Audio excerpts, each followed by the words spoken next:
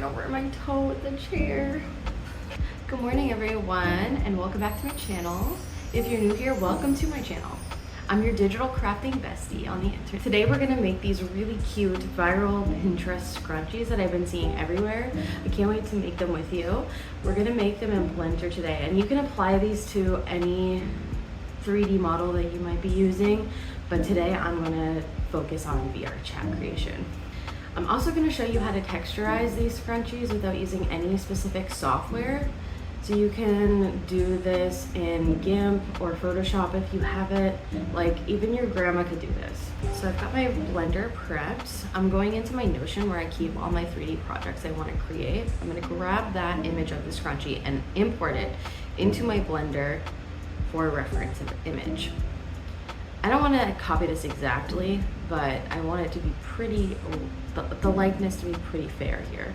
I'm going to add a cube mesh, and I'm going to take it into edit mode using the tab button. And I'm just going to give it a couple of cuts here just to kind of prove it out and start shaping it.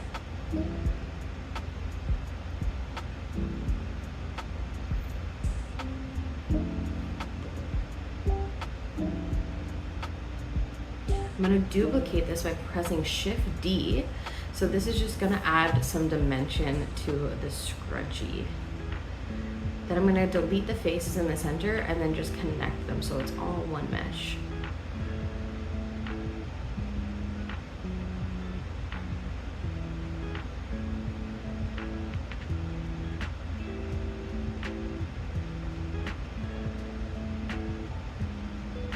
I loop cut it again in the middle, just to kind of add, like I said before, a little bit more dimension.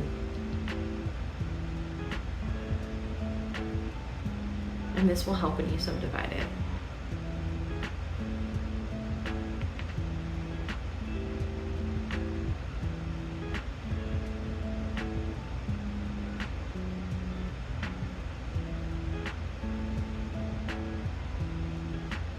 Beveling the edges just by pressing the bevel button, and this just kind of gives it a little roundness.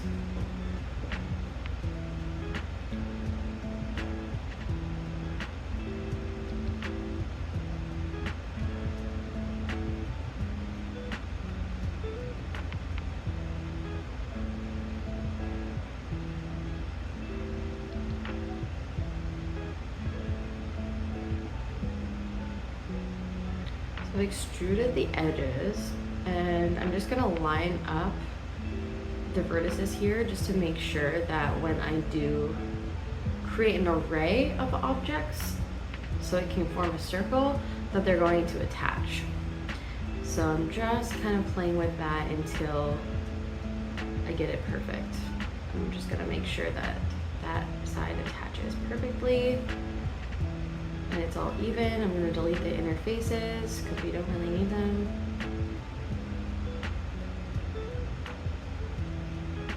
Just pulling those vertices to the center so that they attach.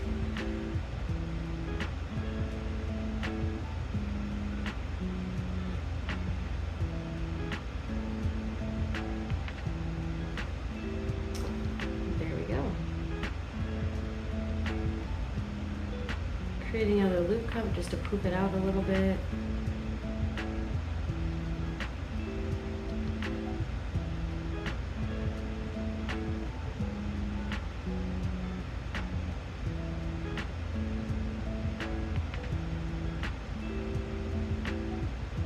You can create more subdivides if you want to. I'm just trying to do this in the most optimized way possible.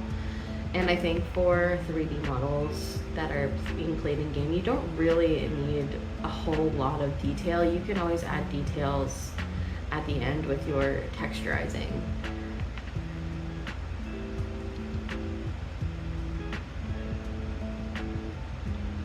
The less polygons you use, the better, and the better performance you'll have with your avatar.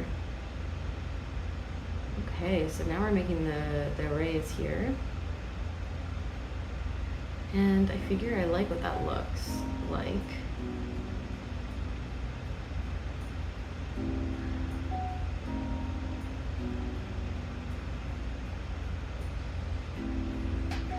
So here I'm just going around these loops, and I'm going to create a seam, and this is what is going to be our guideline in the UV editing window. So this is basically how our object will be split apart so we can texturize it. I can make a more in-depth video on that if you'd like. Just let me know in the comments. So I've created a Bezier curve. I didn't like this one at first, so in a few moments I'm actually gonna redo this whole curve for you guys so you can see how I applied that. But basically in the modifier tab, you want to select the Bezier curve that you have in your 3D viewport.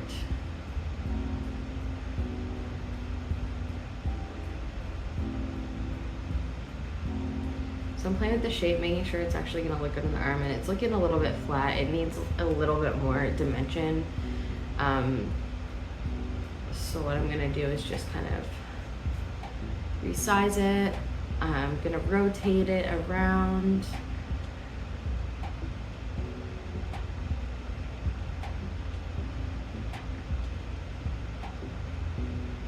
In the sculpt tab, I'm just gonna use the balloon tool here, and I'm just gonna poop it up a little bit, drag it around, and you really just want to sculpt this until it looks a little bit more realistic. So the more organic I think it looks, and kind of rough and less symmetrical, I think it will look a lot better. So I'm just playing with that. I want to add a lot of texture to this.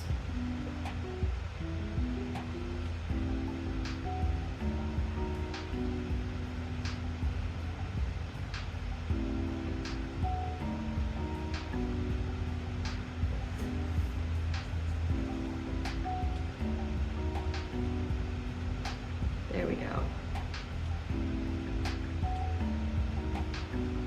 You can also move your item in edit mode. You could like move it on the y-axis, and it will, like wherever that center line is that you see going through the toes right there, that is the axis that is basically where your the Bezier curved circle is going to be. So if you slide the object onto that, it's actually going to change position. I don't really need to scale the Bezier circle.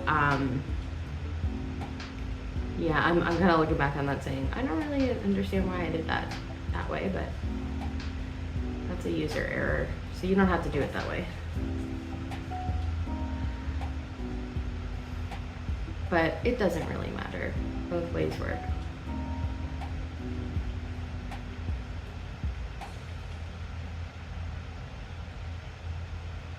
I'm rotating the Bezier circle, and I'm just playing around to make sure that I have the shape that I like, and it still wasn't really satisfying me. And you'll see here in a minute, like I said earlier, I end up going with a different shape because traditionally the scrunchies that I was looking at were always like really big, and they were kind of looped around twice. So I don't think one complete circle, I think it needed to be like a circle that was kind of folded in half, if that makes sense. It kind of looked like one of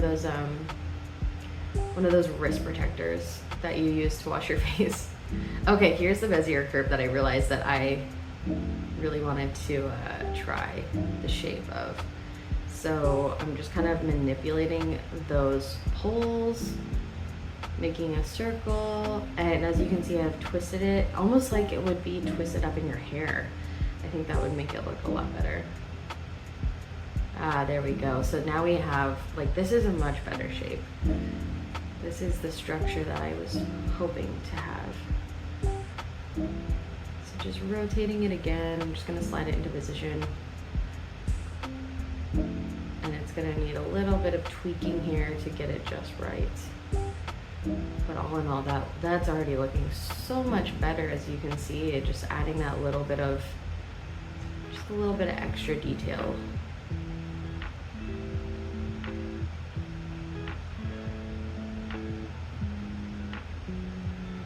Now, this is not the best modeling ever. I'm trying to make this as beginner friendly as possible, but this, I think for scrunchies, because they're kind of like a rough texture and a rough polygon build, that it works, and I think anyone can do this. Honestly, probably the worse it looks, the better.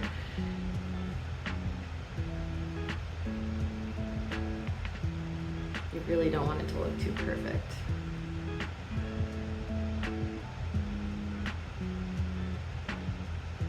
And you can apply this this method to like making really anything. Like, I'm just looking at this and I'm like, this would be really cool to make like a snake animation or a tail.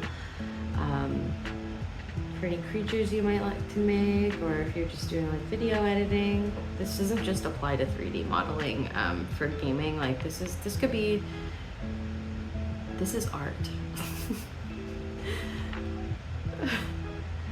You know, I be silly sometimes.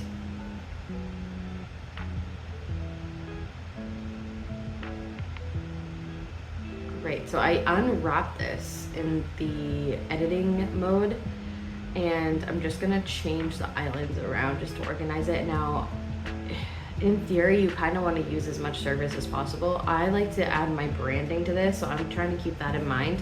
I always like to add my logo to my textures, and you'll see how I do that here.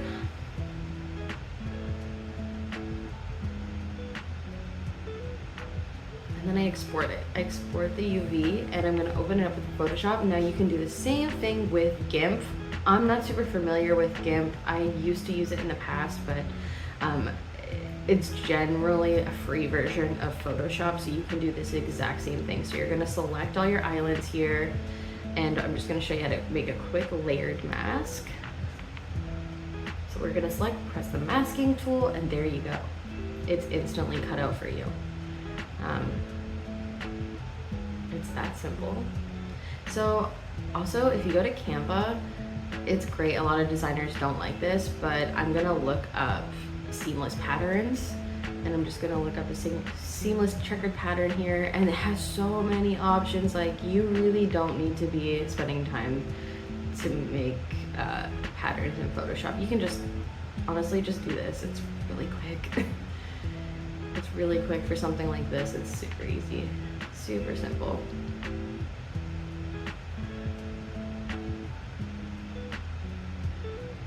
Okay, I think that looks great. So we're gonna export this right into our folder that we created earlier. And then I'm gonna place it on top and just scale it back up.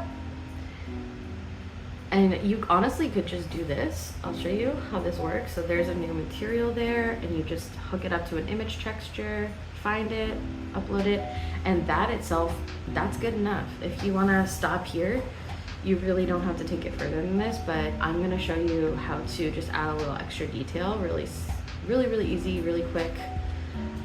So I'm just gonna go in with a darker pink.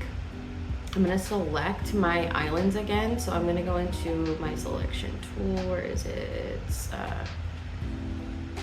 right here, perfect. So I'm just gonna go into the selection tool here, and I'm just going to select my islands.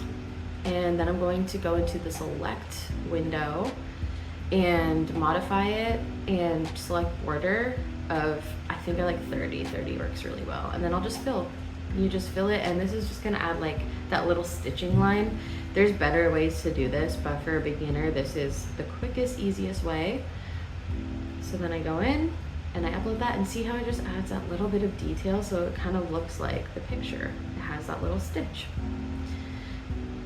So now we're gonna go back in, and I just group those. So these are how we're gonna recolor the patterns. I'm also gonna add my branding to this really quick, and you can do this too.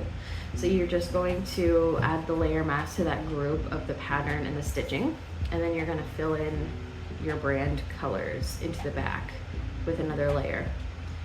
I'm gonna add my logo, and then I'm just gonna add some art details in the background. And this just makes it so, like, if you're making something for sale and you sell textures and you don't want people to reproduce them, This is a really good way to do that because it's a lot harder for people to, you know, steal your textures. I usually just sell mine as is, and I usually add this, but I add like an unaltered version as well, so people can kind of like play with it. But not all artists want that. So that's my branded background. I'm just gonna rename the letters. Then to this layer, you're gonna go to add a hue saturation, press the Alt key and drag it down onto the layer you want to change the color of. And then from here, we're gonna export the original. Okay, and that's nice, and it doesn't change anything. And now we're just gonna play with some colors. So we've got a yellow. I'm gonna let's do like a green, like this nice sage green color is really pretty, wow. Kind of like that. And then the blue, and I don't know, let's do like, just, I'll show you, you can even do like really bright intense colors, just raise the saturation and then you have a red. So we've got like a picnic red, and that's what that looks like. These would look so cute in game. They're so sweet, so coquette. So we can do this with any pattern really. Like I'm gonna make this Christmas one really quick and just show you when you get this folder, you can download it below. You can actually upload any pattern you want. You can draw your own, you can find something else on Canva, and all you have to do is upload it where it says pink plaid in this layer, just put it right on top and it will just change.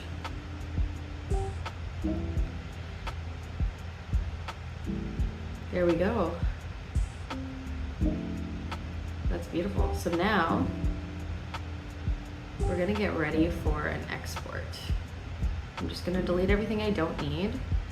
I'm gonna apply all my modify tools. I'm gonna select the armature, or select the object first, then select the armature, Control P to parent that object. Armature deform with automatic weights. So that's gonna automatically put it onto the rig here. So depending on what game you're using, it's always going to be a little bit different. You can do data transfer, and you're going to select the source as the body. So what this is going to do is make sure that it doesn't clash with any of the polygons of the body, so it won't clip. So you won't have your skin showing through as much as possible. It's going to try to weight paint it to the bone as best as it can. So I'm just going to test that into pose mode and see how that works perfectly. Yay! So good. Okay, that looks great. So another thing I'm going to show you how to do is how to do like quick little, if you wanted to add shape keys. So this is just going to change position by like hitting a button in game. I'm going to make one called hair up. And in edit mode is where you're going to alter the position or the size of your object. So this can work if you want to hide something under another mesh, or if you just want to change positions of it. See, if you turn it on all the way, there it is on top of the head. So if you want to put it in your hair really easy, you just have to click a button. So now we're going to export it. So I'm going to delete all of the bones I don't need first by selecting the mesh, select all, shift select the bone that's attached to the mesh, and that's the one you're going to keep. You're going to delete everything else. And I'm just going to go to export. You don't have to delete everything from your scene. You can just select the bone and the object that you want to export. And you're going to export that to your project. And now I'm just going to quickly import it to show you that it worked. Okay. Now, this is another thing. If it imports like this and you can see through it, this is a really quick, easy fix. You're just going to go down into your texture tab and under settings, show backspace. Make sure that it's ticked off. There you go. Easy to fix. And it's all ready to go. So if you created this with me, or you felt inspired to make something of your own, feel free to join the Discord. It's in the link below. Under the Make With Me section, you can post your creations. I'd love to see what you came up with. Thanks for watching, and don't forget to like, comment, and subscribe, and I'll see you in the next one.